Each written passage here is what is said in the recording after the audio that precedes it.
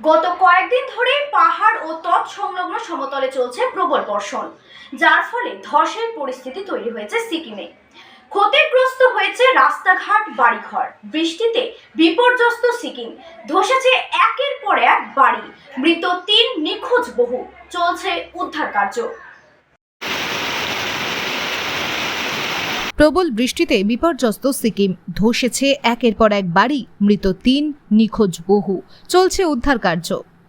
গত কয়েকদিন ধরেই পাহাড় ও তৎসংলগ্ন সমতলে চলছে প্রবল বর্ষণ, যার ফলে ধসের পরিস্থিতি তৈরি হয়েছে সিকিমে।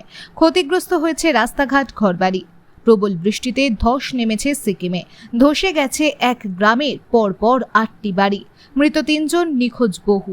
মৃতের সংখ্যা আরও বাড়তে পারে বলে আশঙ্কা। চলছে উদ্ধার কার্য। কয়েকদিন ধরেই পাহাড় ও তৎসংলগ্ন সমতলে চলছে প্রবল বর্ষণ, যার ফলে ধসের পরিস্থিতি তৈরি হয়েছে সিকিমে। ক্ষতিগ্রস্ত হয়েছে রাস্তাঘাট, ঘরবাড়ি। বৃষ্টিতে সবচেয়ে বেশি ক্ষতি হয়েছে দক্ষিণ সিকিমে। জানা গেছে, সেখানকার ইয়াংগাংয়ের মজুয়া গ্রামে পরপর ৮টি বাড়ি ধসে গিয়েছে।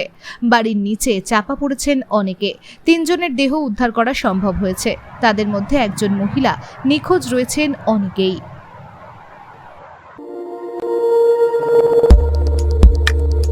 দেখতে থাকুন নিউজ প্রাইম টাইমস, আপনাদের সাথে, আপনাদের পাশে।